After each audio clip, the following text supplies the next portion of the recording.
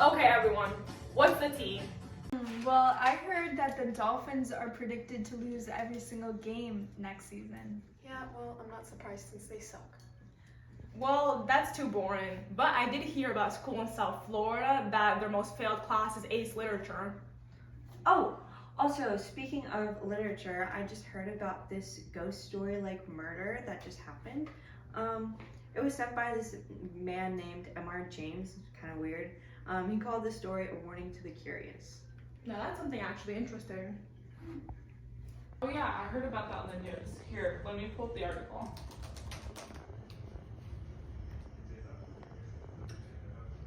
You know what? I heard that exact same thing. Apparently there was these three guys, Paxton, Henry, and an unknown man. Paxton had met them both in a resort and he started talking about these old crowns that he found and it had been buried on a beach that he dug up. Wait, so what's the legend? The UK legend says that there are 3 holy crowns meant to protect England from invaders. This was one of the last crowns standing, and it was protected by the Agar family, all of which now are deceased. But William Agar was said to be the crown's last protector, and no one knew what happened to the crown after he died. Yeah, apparently Paxton was so paranoid and scared after finding the crown. He kept repeating how he couldn't put the crown back where he found it, and that he felt like someone was always watching him after that. Well, that's weird.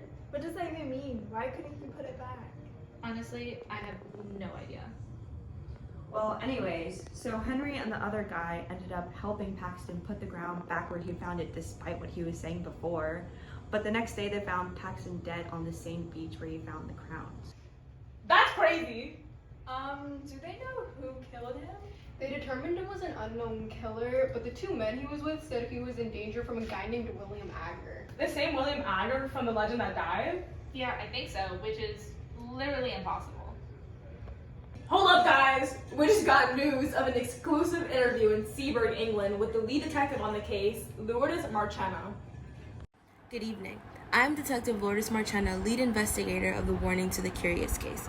I should not be giving you this much information. However, after looking at today's occurrences, we have felt the need to reach out and give the community some advice. Based on what I've observed, I would suggest to the viewers to never be too curious, because it can reap harmful effects. I know that the idea of a mystery can be compelling, but try not to mess with the things you are not fully knowledgeable about. Fear can be such a dominating emotion and can fully take over a person and their demeanor. Look at this clip that we took during a TMZ interview with the 2 surviving men, Henry Long and Anonymous. We have here 2 witnesses that knew the victim and was at the scene of the tragedy. Henry Long and Anonymous. Hello, you guys.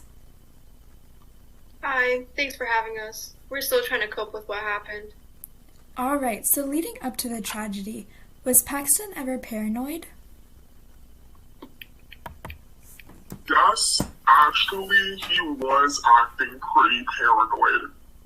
Before we even returned the crown, I remember him saying something like, "If I do get to put it back, he won't forgive me. I can tell that." So just him saying that, he did look pretty paranoid.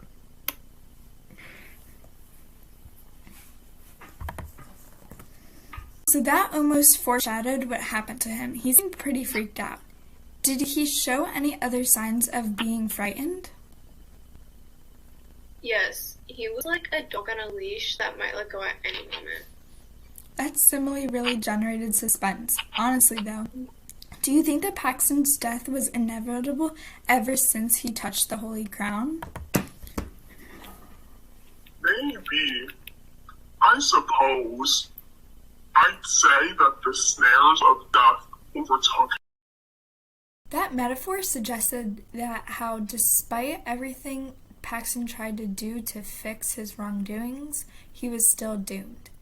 Can one of you describe what happened when you guys realized something was up with Paxton? We were scrambling down from the battery to get to the body. We heard a shout and then we saw a man running down to the bank of the Martello Tower.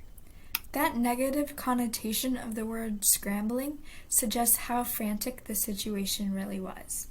If you guys feel comfortable answering this, do you mind describing the state you found Paxton in?